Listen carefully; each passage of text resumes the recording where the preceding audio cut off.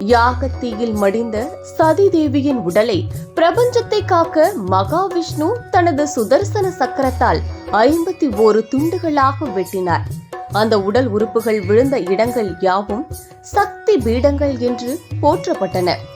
அப்படி சதிதேவியின் மிக முக்கியமான பகுதியான யோனி, அதாவது கருப்பை பகுதி விழுந்த இடம்தான் இந்த நீலாஞ்சல் மலை.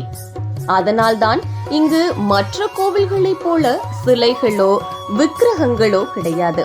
இயற்கையான பாறை வடிவில் இருக்கும் அந்த யோனி திருவுருவமே இங்கு ஆதிசக்தியாக, பிரபஞ்சத்தின் படைப்பு தாயாக வழிபடப்படுகிறது.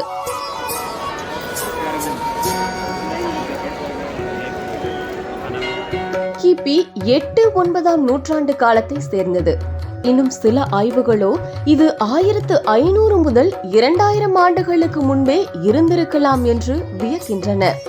மலேச்சா வம்சம், பாலர், கூச் மன்னர்கள் மற்றும் அஹோம் அரசர்கள் என பல பேரரசுகளின் எழுச்சியையும் வீழ்ச்சியையும் இந்த மண் பார்த்திருக்கிறது.